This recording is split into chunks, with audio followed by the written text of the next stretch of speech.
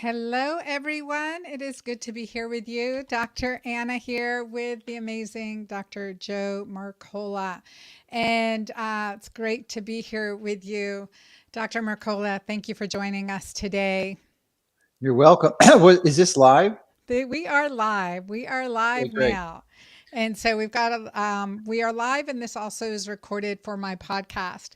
And Mhm. so I want to share, so we didn't get a chance to talk ahead of time, to, but I thought we could talk about longevity, biohacking, the immune system, and also linoleic acid, and some pluses and minus, the downside of chicken. So I think that'll be super fun to talk about. Um, and the first thing I want to do is introduce you to my community. For those Mhm. of you who are not familiar with Dr. Mercola, he has definitely been a pioneer in the online space and in supporting health information. And he has also been quite controversial over the years. Certainly, none of us ever live without controversy, but Dr. Mercola has been highlighted by some notorious papers like the New York Times and for speaking out against some of the conventional therapies. So we're not going to dive into that today. What I do want to share with you is that Dr. McCullough is one of the most researched and prolific human beings I have ever met. For those of you who are familiar with my background, I'll share with you that I've been reading research and since I was 16 years old, and my first published international paper and presentation was at 22 years old for the Department of Defense with the US Navy. And from there, I worked in pharmaceutical research and then went to med school. I'm very interested in the research. I look at what people say and what I read with that lens of perspective. And less than, I think it's 3% of physicians are actively participate in research, and less than 18% of physicians have actually participated in research. And so it's important to look at the news, the with that lens. What are the research papers that are being interpreted for us by laymen? What are they actually saying? So I always appreciate your boldness, and I'm glad to have you here today. It's indeed. It's a bit of a challenge with research now because most of the journals tend to be compromised and they're funded by the pharmaceutical companies. So you can have very prestigious journals. I mean, literally very high impact journals, some of the highest in the world, and still publishing essentially misinformation, not the truth that's really going to improve your health. Well, we definitely have seen it in women's health when it has come to hormones. And we have Mhm. sat on and we've been part of an elite organization called Da Vinci 50, which is a group of longevity experts and researchers from around the world. And so I got to know you a little bit more there and have heard you speak and present on stages several times. One of the things is longevity. Like, are we going, and actually you published recently that as a nation we are rapidly progressing towards early demise versus working towards longevity. Well, there was a updated study from the N. Haynes data, which is probably one of the longest running data collections of health in the United States. And it was published in the Journal American College of Cardiology in July of last year. And it showed that 93% of Americans were metabolically inflexible. So we're already there. And then on top of that, that was published from data 2018, which is certainly pre-pandemic. And if you add on top of that the fact that half of the people in the country were jabbed, so that doesn't help anything. So yeah, we are in serious, serious issues. Now, fortunately, if you optimize for health and longevity, that tends to self-correct any of the other challenges that cause those conditions to begin with. So that's one of the reasons why I do it. And I think because your body wants to be healthy, it was designed to be healthy. It's intrinsically directed towards to achieve that, unless you throw some roadblocks in the way. And most people are so confused and brainwashed by traditional conventional media that they there's no it's a full-time job to figure this thing out, and I've been fooled a lot too. I mean, no one escapes this mess. And I remember in high school I was eating margarine and and oatmeal. I think that because I thought those were the healthiest things. I was convinced low fat was the way to go, but I was a high school kid. I didn't know any better. My parents certainly weren't into health food. I mean, there's some people knew, like Adele Davis crew, and that crowd in the 60s and such were aware of it. People understood the foundational basics, which were designed to eat our ancestral health, our ancestral diet, which essentially is the foods that were available before I'd say the late 19th century, so 1860s, 1870s, when the damage started happening. with Specifically, pharmaceutical and synthesized well, food and mass pharmaceuticals, yeah, farmed. the first pharmaceutical drugs came out about that time too. You know what the first one was? No. Would you like to know? Yes, absolutely. It's actually a drug that I use every day, and I recommend and encourage everyone to do it also. It's an amazing biohack. It's called methylene blue. Methylene blue. You know, my experience with methylene blue as a gynecologist Mm-hmm. is using it IV to check during surgery to check to make sure that the ureter wasn't No, damaged during hysterectomy. So you get that yeah, blue well, pee. there's another phenomenal indication that you may not be aware of, but elderly women tend to get UTIs, as you're quite familiar with, I'm sure. So, and most every physician is going to use an antibiotic, and sometimes that can save their life. But a far more effective solution would be to use methylene blue because it actually has a biphasic dose response. So at low doses is very beneficial to health, but at high doses it can really it's a very potent oxidant and can kill all these pathogens. And the body can't metabolize methylene blue; it can't break it down, so it excretes it in the urine. It concentrates to very high levels and essentially destroys any pathogen in the bladder. And it doesn't do a thing for the microbiome in the gut. So it's So pretty cool. that's And powerful. yeah, especially those who've gotten the jab or perhaps got infected with COVID and are suffering from long COVID. But the vast majority of the people who are fatigued from that would be post jab, I would think. And in my view, methylene blue is definitely a component. Now, we only have a very limited time here, and I could talk for 1 hour to 2 hours on methylene blue alone. So if you go to my Substack, just go to substack.com, type in Mercola and methylene blue, and you'll get an interview I did with Francisco Gonzalez Lima, who is probably the world expert in methylene blue, and I go into great detail about the benefits. But it just is a teaser to excite you about it because it's one of the top 20 supplements I recommend, and except probably in the top 3, methylene blue. It's and So especially if you're tired, it's just unbelievable. It's like a miracle what that thing does. And why does it work? Because it's not magic. It actually increases mitochondrial efficiency, exactly. and it produces about 30% increase in ATP, which is your cellular energy. And with more ATP, you can do a lot more things. So it not only Okay. gives you energy to move, but it powers the cellular machinery so that you can do you metabolically you can do what you need to do. So the only methylene blue supplementation I know is oral lozenges.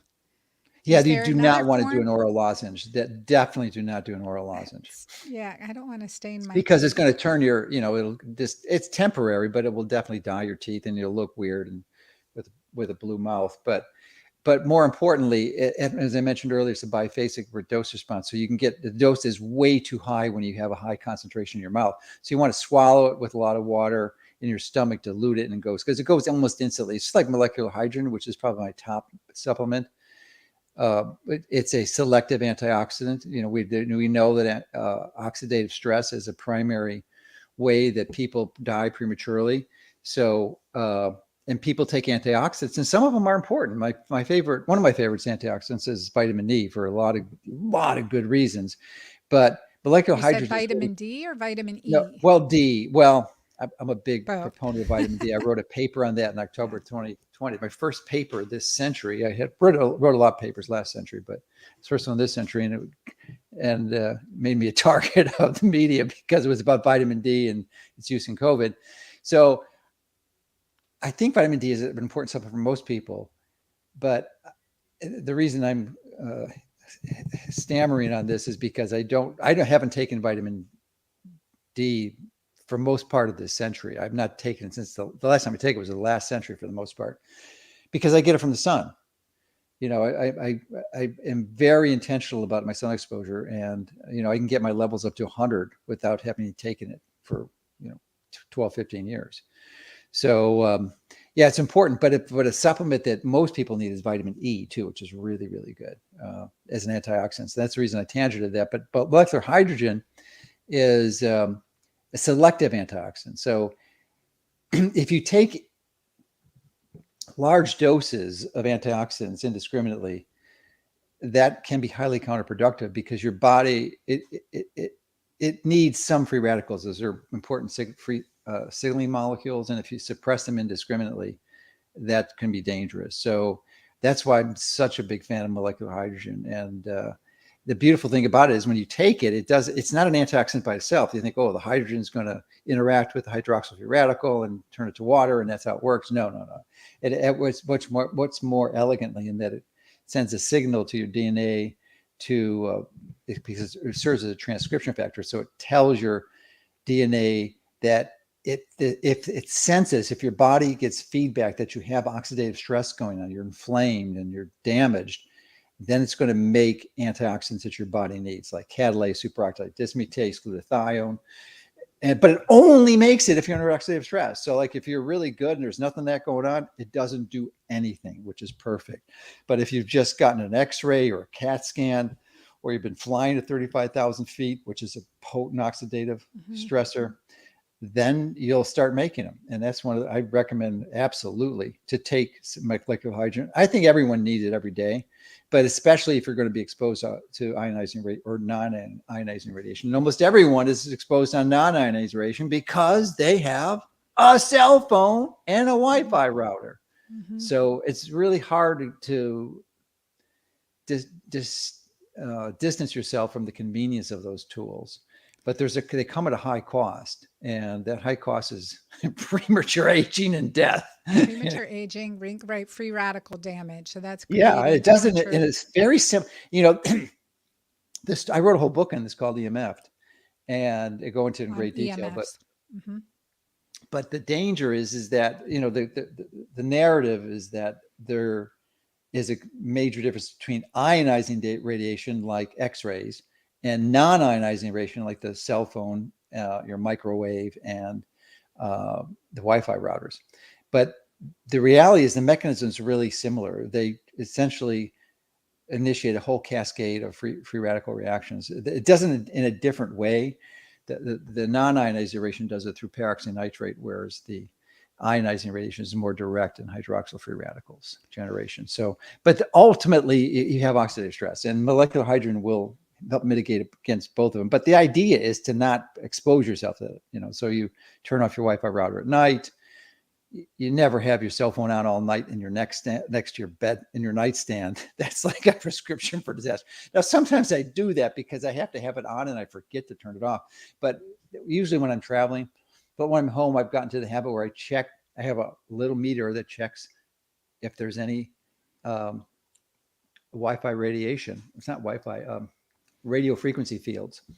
And if it beeps and I know that I got something, I need to check something, and usually it's pretty uncommon. It happens, but it's a good double check. I think one thing that I just started doing is I have a timer. So at 10 p.m., the timer shuts down the That's a good router way to and the do it. booster, and that's automatic now, as well as I've got to get some more timers to shut down some other stuff automatically too, which will be really nice. Okay. Yeah, and then the other thing Methylene about that blue. Oh, go is ahead. you can get some red lights for the nighttime too. Red Yep. lights, non-blinking, non-flickering red lights. Yep. And wear Why? your Because blockers. you can wear your blockers, but the red lights are actually better. The blockers are perfect if you're out traveling, and you're driving or you're at a dinner and you can't put those circumstances under a red light, but in your home you can. Yeah. So you have much more control. And that would be more ideal because light can still sneak around the glasses. But when I'm out at night, which is uncommon, I'm typically at home almost always before sunset. But I'm wearing those blue blockers for sure. Really I've seen you. powerful. Mm-hmm. Yeah. And, Yeah. and And I would go to an event like D50 that you referenced, and people who are paying tens of thousands of dollars to learn this information, and yet it might be 50 people there, and like I'm maybe one other person is wearing a blue blockers. That's it. There's this massive, what I call FDI or failure to implement, because we know it. Not well, every single one of those people know, or almost everyone knows that it's dangerous, but Well, the matter is doing it. I So will that's say that I am at my standing desk right now, although I am sitting down.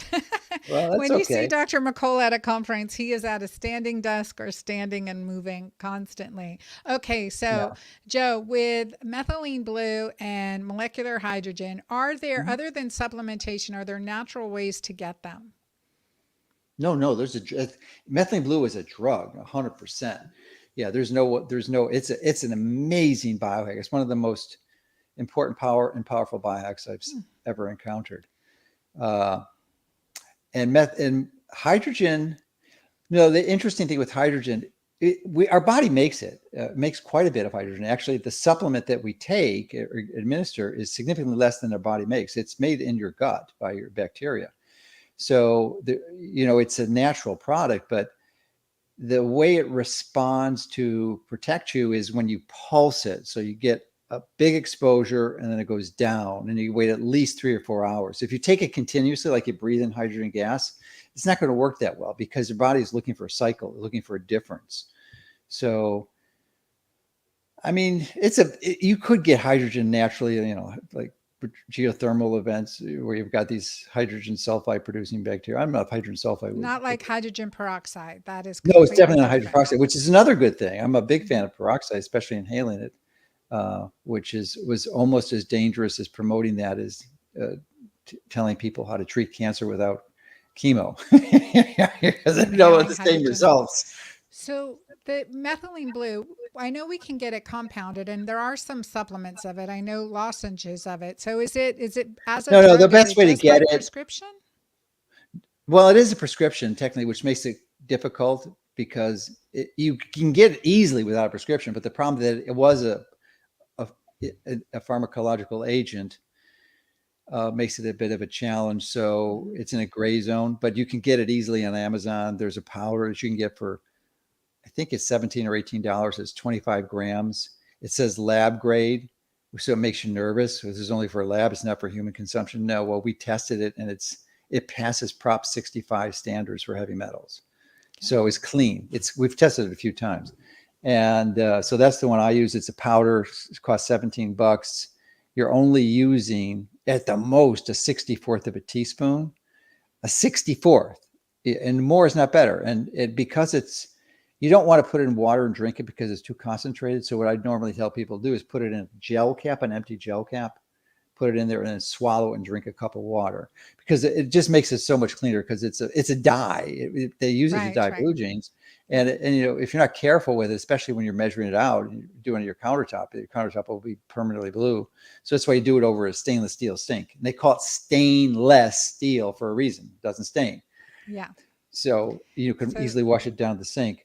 Uh, but yeah, sounds put it in, like we're because having a chemistry experiment. I'm like, okay, this looks like a good chemistry experience. yeah, it is, but And it's versus the it's a miracle. lozenges, you And could swallow those.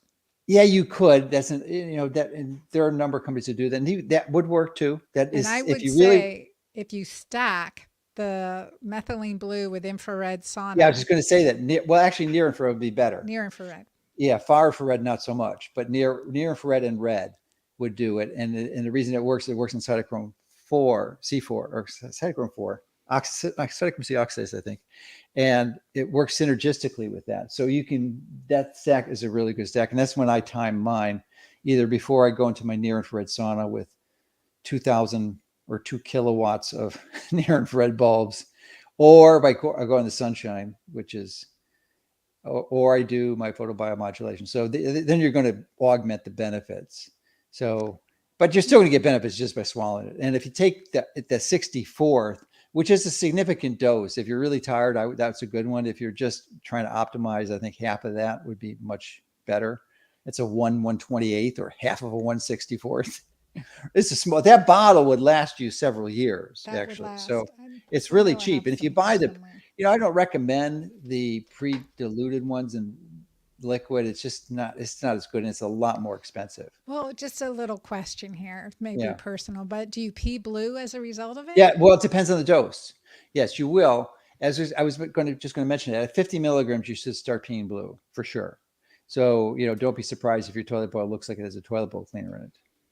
Yeah, you will. That means it's working. And it's not immediate. It takes a while for it to concentrate in the kidney, or the bladder, sorry. Takes Okay, about so these are 4 to 6 hours.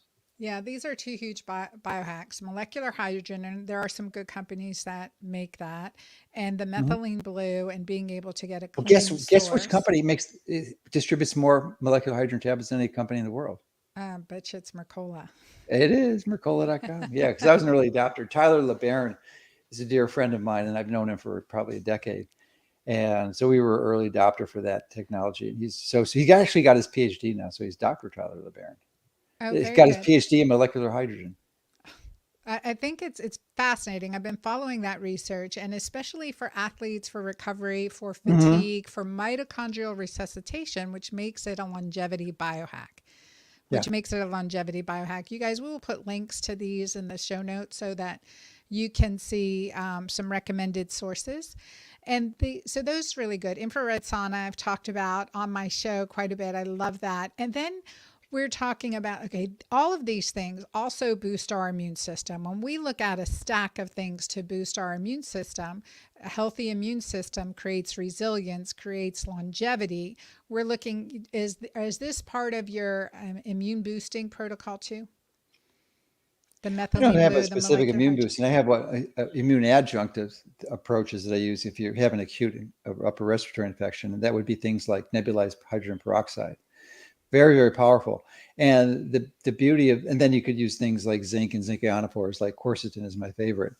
Uh, so that would be an acute. I wouldn't take it every day, and I don't do nebulized hydrogen every day. But the sooner you use it, like if you wake up with sniffles or start sneezing, you have a cold in the middle of the night, that is a time that you go and get the unit out. And typically, if you do it at that time, like within the hours of you getting the infection, when you wake up, it'll be gone. It will be gone.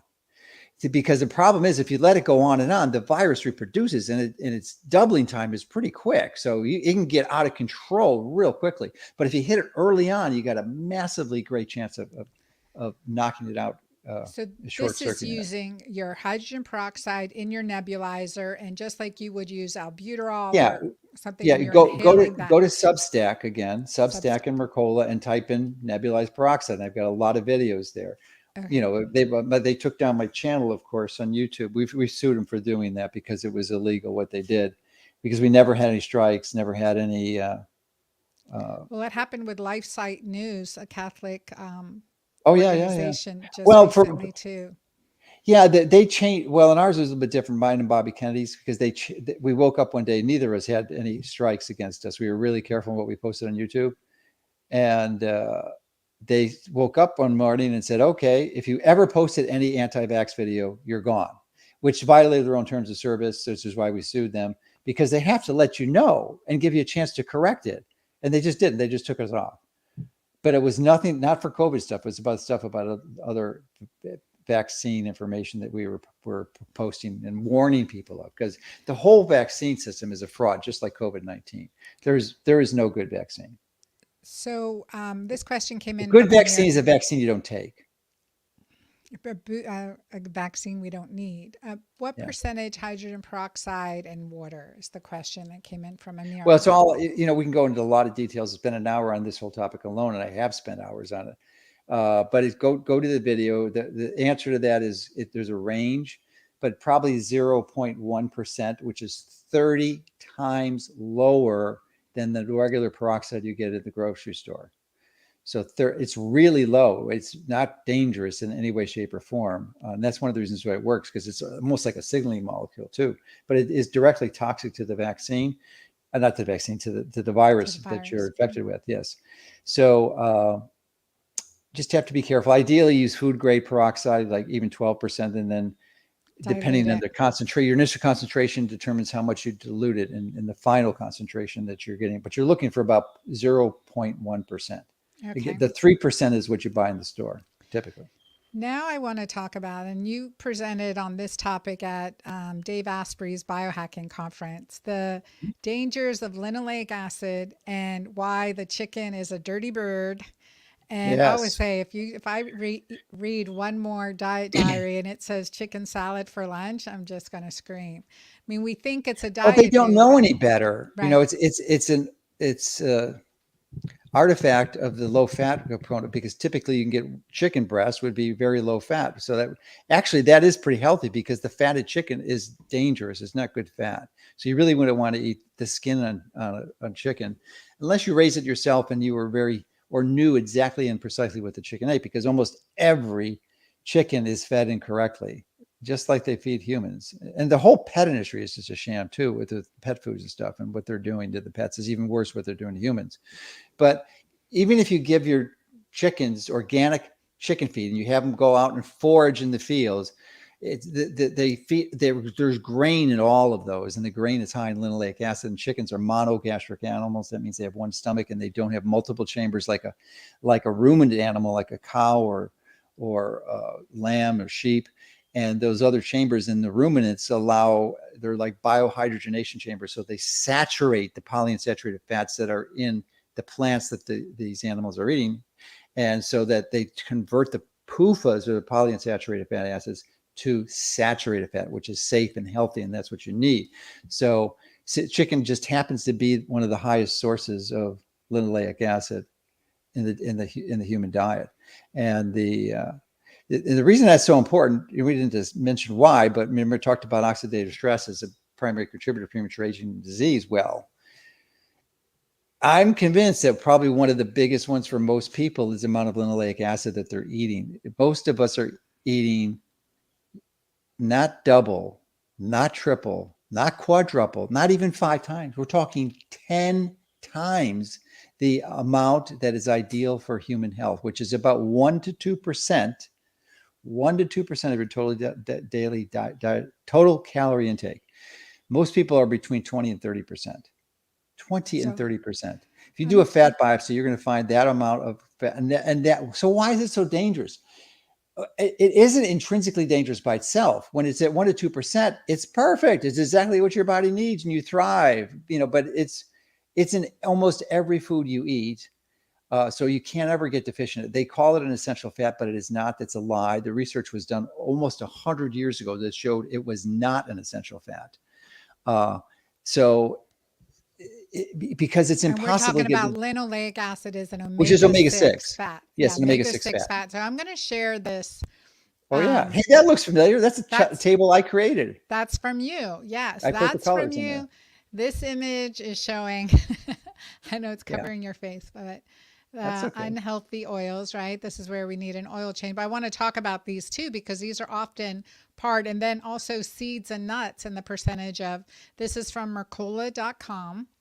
Yeah, And the other one she put the other one up there too. Yeah, that one with it, because the question almost everyone asks when they first are exposed to this is, well, what about olive and avocado oil, right? I know this really hurt me, by the way. Yeah, so it's, let me just comment on that a little bit. You see it's in orange, which means it's not quite as bad as the ones in red, but it's a lot worse than even lard, which is from pigs, which is not good. And it doesn't come anywhere close to the good ones on the bottom. And I think this is an older one. I should have put ghee in there too, but for some reason I left it out. Ghee is 1%, right? No, ghee is the same as butter, and Okay. it's about 1 to 2%. So I think the lowest is the tallow. The tallow, butter, grass fed. Yeah, you can. It depends. It depends. See, even we know that CAFO is short for confined animal feeding operations, which is your industrially produced cows and cattle and chickens. Really, a very cruel way to raise animals, but that's the way most of them are raised, and they feed them grain. So even in a CAFO cow, there's not much difference in the linoleic acid compared to a grass-fed cow. Grass-fed cow is better, but because they're a ruminant, they can saturate those fats so it never gets to a high level, whereas a chicken can't and a pig can't, which is why you want to stay away from those two. But let's get back to the olive oil. Olive oil and avocado oil equally are almost universally adulterated. What does that mean? That about 80% or more, and some with avocados, some of it's 90%, it's not the pure oil. It's mixed, it's diluted with seed oils like soy. And as you can see from that, or safflower is 60, 70%.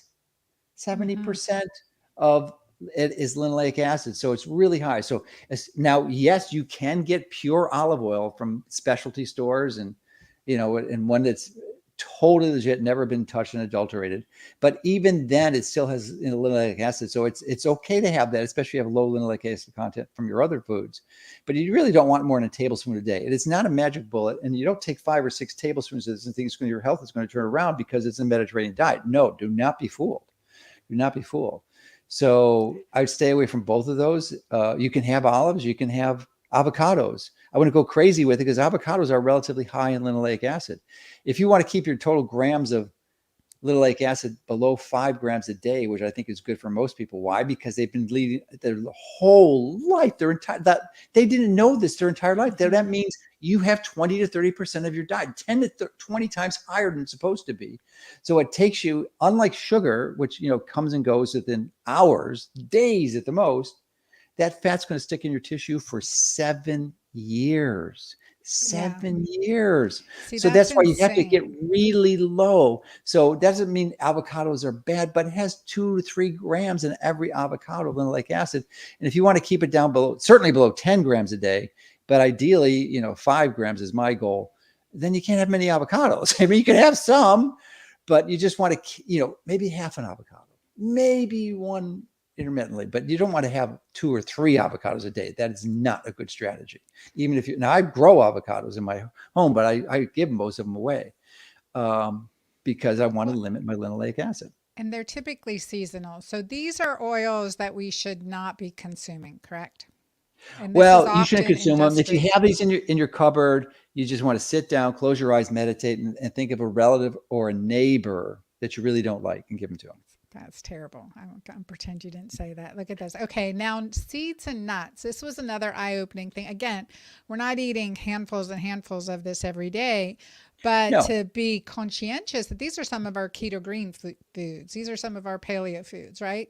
And 100%. Yeah. So, and you now they're easy to get, they're easy to harvest. You're not picking them in the field and everything. So you can eat them in high quantities very easily, and the linoleic acid will just go up and up and up. And so look at the hemp seed up there, 57%, and poppy seeds. It's pumpkin seeds, almost half of the oil in there is linoleic acid. So not that good. Cashews are relatively low. Macadamias are the best. As you can see, it's like kind of at the same level as beef tallow. So you can have those. I have about 30 macadamia nuts a day, but I wouldn't touch almonds. Are dangerous for other reasons. Not so much the linoleic acid, because you see they're in the orange, but they're really high in oxalates. So almond milk, bad stuff. Doesn't mean you can never have almonds. Have a few. That's it. You'll be fine with it. But if you have a half a bag or 4 ounces, you are looking for trouble, especially if you well, do it so regularly. and this is something exactly, if you've been doing it regularly, sometimes you become oxalate sensitive, can aggravate or interstitial cystitis, can cause Mhm. joint pain. And I think that would be, I think that's really important to understand. It's that all of a sudden we went from eating a couple almonds that you had to crack yourself to drinking almond milk and, eating almond butter and many of these Having things. So high spinach and Swiss oxalate. chard, Again, we which love also all really this high. stuff, but you gotta, yeah, like rotating it in and out. So that's powerful. That's good stuff. So then chicken is high in alpha linoleic acid, especially if it's not free range, but Mhm. the fat is particularly bad. And this is the alpha linoleic acid is inflammatory, and this is Well, why even it if works it against longevity. It's no, inflammatory it's and not alpha affects, linoleic. It's I not mean, alpha sorry, linoleic. linoleic acid, It's not alpha it's linoleic. that's the alpha linolenic. This is linoleic. It's real easy to Linoleic. confuse. That's ALA, and Yeah. that's actually a omega 3. It's a short chain omega 3 fat, which is, I think it's 18 carbons. I think it's 18. I think EPA is 20 and DHA is 22 carbons. But in your body hopefully has a desaturase that can actually convert the ALA, alpha linolenic, not linoleic, alpha linolenic, to the longer chain omega 3s like DHA and EPA. Okay, so explain the difference between linoleic acid and alpha linolenic acid Yeah, again. it's unfortunate they have such similar names. I used to get One's confused with really it all good the for time. you and one's really bad. Okay.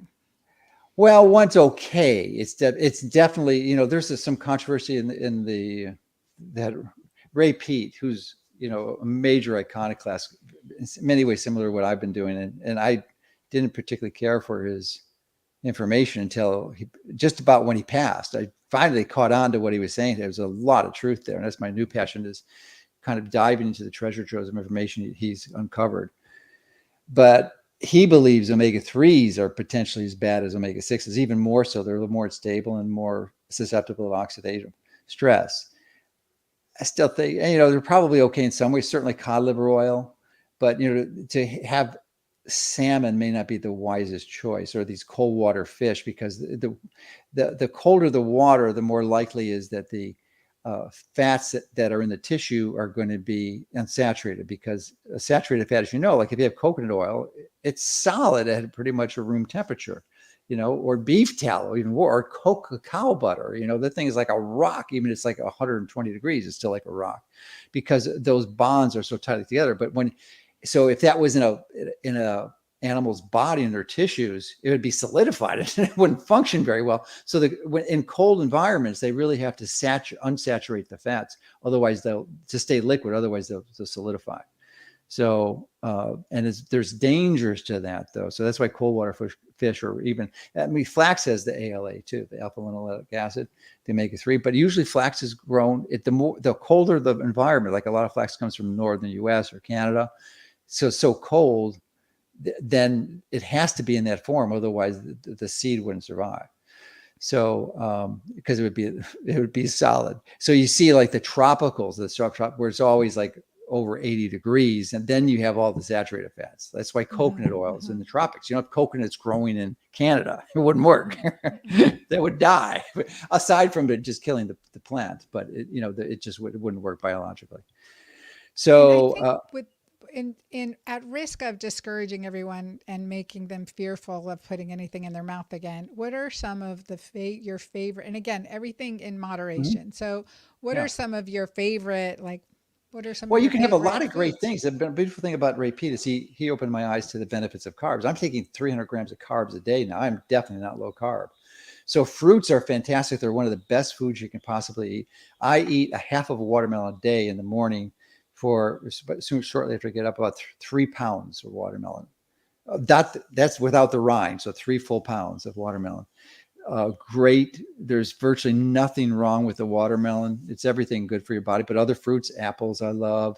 I like acerola cherries, and what's the other fruits? Apples and watermelon are my favorites. So you can have a lot of fruit. I mean, some fruit is, you got to be careful, like kiwis, because it's high in oxalates, and figs and dates. But most fruits are really good for you. It's the plants you have to be careful of because of oxalates and lectins and other concerns, and linoleic acid. But there's very little fruit. I mean, very And little linoleic protein. acid in fruit.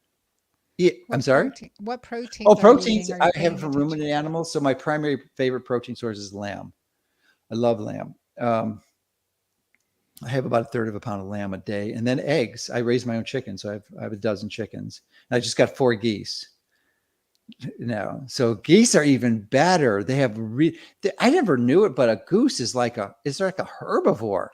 I mean, almost they'll eat grains, but one of the benefits of raising geese is that their feed is really low because they just eat the weeds in the garden. That's it. That's all they do. They're pretty cool. So I just got four little ones. They're about 2 weeks old now. Oh my So, goodness. So why, eating wild, free range as much as possible, well, even free unadulterated. What about range. bison? Bison's perfect. Yeah, I have bison too. Bison's another My good one. ex-husband Bison. owned I like buffalo bison ranch. better I than love that. beef because it's more of an ancestral animal. It's more wild. Hmm. But you can certainly have steak. I love, one of my favorite steaks is a ribeye. And make sure you eat the fat in that gristle, because the gristle is connective tissue, and connective tissue is high in collagen, Collagen. which has really important amino acids, glycine, hydroxyproline, and proline, to build up your tendons and your connective tissue. And if you're not eating connective tissue, you probably need to consider a supplement, because eventually, then when especially when people working out in resistance training, most everyone invariably gets injured. And a lot of time it's related to the fact that they don't have connective tissue in their diet. So if you're eating nose to tail carnivore, that'll work, but most people don't do that. So then, seriously, and if you're not going to be eating gristle, you want to get some, or having bone broth or other sources of collagen, you got to take a collagen supplement of some sort. We have some, you got to be careful because some of that collagen out there is junk in the way they extract it from some. So you have to do your due diligence and everything for sure. I know we're running close on time, but I just wanted to hit on hormones with you. What about testosterone, progesterone, DHEA?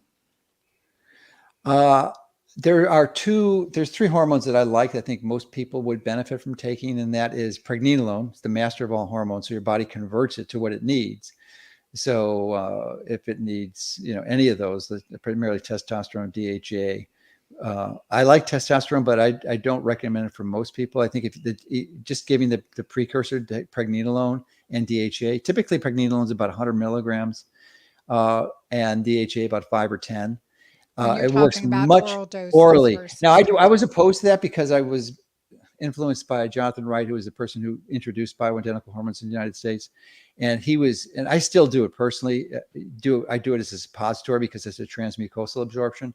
And if you just swallow it by itself, it's problematic. You're only going to get 10 to 15% of it, and it's going to be metabolized, and the metabolites are counterproductive. So what I learned from Georgie Dinkoff is that if you swallow the hormones with saturated fat, boom, you get 85, 90%. So put in butter or some other fat right with it, then it bypasses the liver absorption, it doesn't get metabolized, which is a key pearl. So yeah, I'm a huge fan of pregnenolone and progesterone too, but estrogen is not your friend. I'm still working through this, but estrogen and serotonin and, taking the antidepressants with the SSRIs, not a good strategy. Serotonin and estrogen are really causing a lot of disease. Yeah. I definitely agree with progesterone and pregnenolone. I'm reaching back for my balance cream because I put both in my topical hormone cream, which has tripeptide too, but it's progesterone and pregnenolone, because oftentimes women can only, our prescribers will only prescribe progesterone. And pregnenolone is so brain protective as well. And I again, it's love one it. of the Yeah. mother hormones that can help with sleep, good for men and women. Transdermally, it's really well absorbed if you've got a good gut. I always say if you don't have a good gut, you don't absorb through the skin very well, but you can use it vaginally, you can use it rectally, Yeah, and I or like separate. vaginally for women because it's a transmucosal, so you absorb it better. And the skin you can get some resistance to over time because I've used a lot of progesterone in the '90s when John Lee was promoting it. I Yeah, don't know if you remember John. of He's course, I passed was now, on but his he. board. Oh, really? Yeah. And he actually inspired me to do gardening. Uh, John Lee wrote "What Your Doctor Won't Tell You About Hormones." Things like that was part of his yeah, platform, and I forget progesterone was big, and breast it was huge. He cancer. was a nice He's guy, is so definitely. good, really heart centered. But So my experience with it is it worked well for almost everyone I put it on. But then after a few months, the resistance developed in the skin and it was a problem, and he had workarounds for it. So it's kind of frustrating from that perspective. But I think it was just because the skin just gets attacked. It's called tachyphylaxis. And I don't know the specific reason for it, but it develops resistance to absorption. so typically we usually say take 1 or 2 days off a week or 3 to 5 days Yeah, off a that month that could be a result. Yeah, postmenopausally. because Yeah. I didn't know that when I was doing it in the '90s. So So that's so good. So question here from Amira, are chicken eggs good? yeah, it depends how you raise them. Normally, if you're only going to have two a day, I mean, a chicken egg would have like somewhere between 2 and 3. Depends on the size of the egg, maybe 2 and 3 grams of linoleic acid. So, or maybe one to two. So I have 4, and I think it's like almost 3 grams. So, and 4 is a good. It's chicken egg is one of the healthiest eggs. You just want to make sure you cook the white and don't cook the yolk. So, poached eggs would be one way to do it. I just cook up my whites separately, and then then after they're cooked, I put them in with the yolks and mix them up with some honey, raw honey, another great carbohydrate. Oh, it's one of my favorite foods now, raw Oh my honey. gosh, I can't do carbs. Really, Joe, I can't do carbs. I get We, be very insulin resistant very quickly. I intermittent fast. I stay keto green. I do feast periodically, so I do bump up my carbs yeah, with you got to healthy read. carbs. you should look at my interviews with Georgia Dinkoff, who's one of Ray Pete's major students. But I was there for a long time. Now I realized, oh my gosh, carbs are so important. Here's the reason. Here's the problem with going carb too long, is that your body needs carbohydrate, it needs glucose. Your brain has to have glucose, otherwise you'll be dead. You can, yes, you can use ketones, you can use lactate, but it needs glucose. And if you're not eating it, and it's not stored in your glycogen, it only lasts about 2-3 days at the most, then you have to make it. And so the problem is when you make it, what your signal that body releases is cortisone or cortisol. And so you get high cortisol levels to stimulate your liver to make, to do a process called gluconeogenesis, which is making glucose.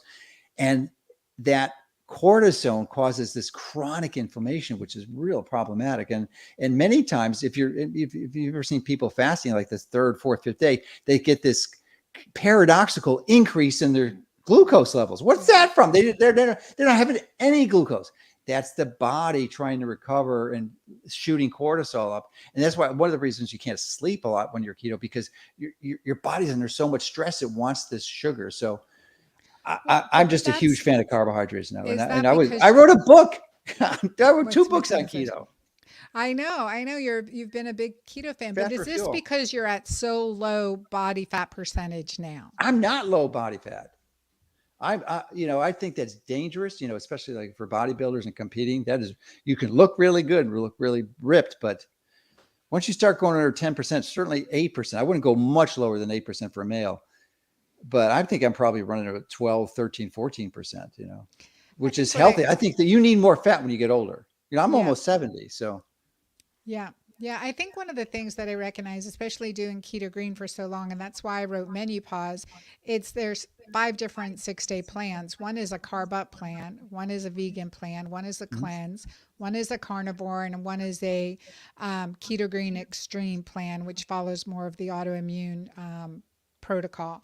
And so because we get stuck doing the same thing and rigid in our, we become inflexible. And so flexing in other ways of eating, other lives, just like you wouldn't do the same exercise every day. I think that's true for our body chemistry, but I don't, I would say there are seasons for a reason. So it makes intuitive sense for me.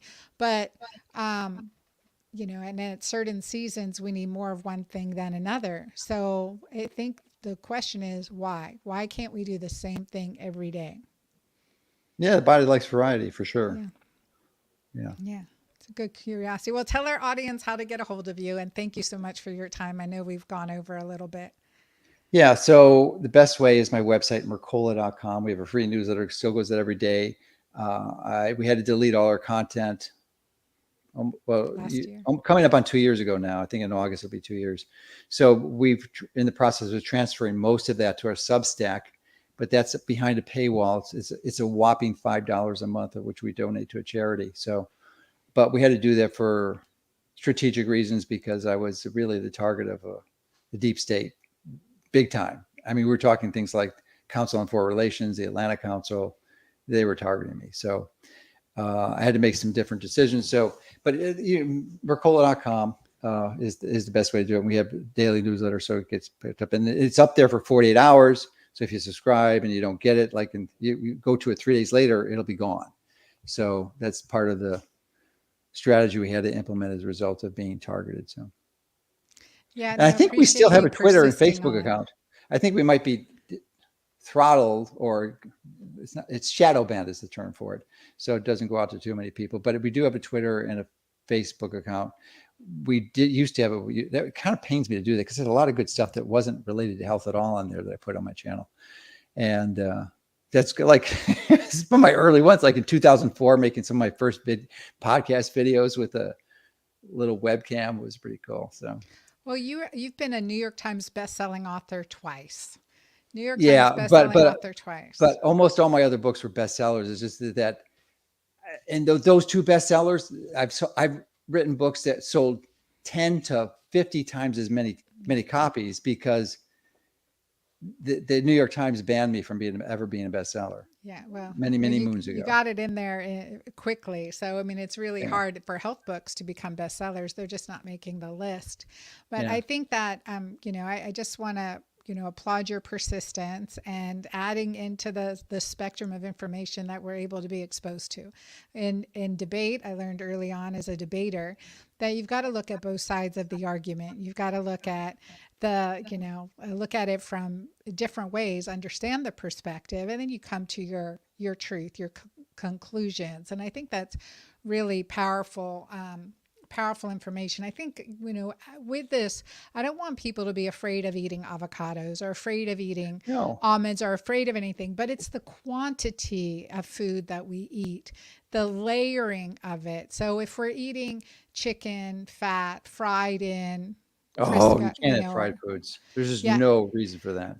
So continuing to work to optimize your health and longevity, and yet again, there's the full spectrum. So from attitude, like what do you see coming down the line 5, 10, 15 years from now for you? For me, Yeah, well, I have a relatively pessimistic view of what's going to happen. So I think the global cabal is I shouldn't ask. really coming down hard, and it's going to be a different world, I think. Yeah, I mean, they've already implemented CBDCs, which What is the is that? beginning of the central bank digital currencies. Oh, Yeah, so that means that they will have total control over your finances. If they don't like what you do, say, or think, they can shut you off. I mean, that's where we're going. And it's going to be voluntary initially, but essentially it's going to be mandatory. So that's within the next 2 years. We've got an explosion of artificial intelligence. We've got these large language models, LLMs, like Chatbot GPT. Google just released their Bard. Actually, I just got my invite to participate today. It's a new world. It's a definitely new world. You really can't predict it, but you can see the trends, and the trends don't look encouraging. So you really want to build health and resiliency, because it's a very short time. I mean, this access to information we just shared is going to disappear. They're taking it all off the internet. It is gone. No, it's actually not off it's still there, but it's out of the resources and tools you would typically use to find it. It doesn't exist in the search engine. I would say at least half, maybe 75% of the content that was ever put up on the internet is gone from the search engine about natural health. It's gone. It disappeared. It is not there unless you happen to know how to find it. And just look at Google. When you enter a search term in Google, it may have 7 million hits or finds, right? 7 million, 7 million, maybe 50 million. Try to go past page 2 or 3. The last time I looked, it went to maybe page 5 or 6, and there's nothing else. So you see the top 50 results, and everything else is gone. 93% of the search results in the world are done on Google. 93%. And even the other search engines use Google as their primary tool. So this is the same thing. You can't get so all this information, you got to start storing it. Knowledge is going to be gone. That is their goal, to make this knowledge disappear. What can legitimately and authentically heal you and avoid, participating in this model, which is going to decimate health. It is decimating health. So, it's not a pretty picture that's going on. And, it's a realistic, pragmatic view. I hope it is not, and I hope I'm so wrong. what can we do about it? Like, become again, resilient. create resilience. You have to know how to find and get your food and give out and find a health community. And there's a number of people making movements in that direction, but because they're making fake food, you're not going to be able to implement these things. You will not be able to buy this stuff unless you're connect and network with the people that are growing the food themselves. They're even trying to make growing food illegally. In Europe right now, that's in the Netherlands. Yeah, fortunately, they politically they were able to circumvent some of that. Hopefully, it won't be implemented. But that was just the people know about the Netherlands. The Netherlands is one of the largest producers of food in the world, like the third largest producer. They're huge.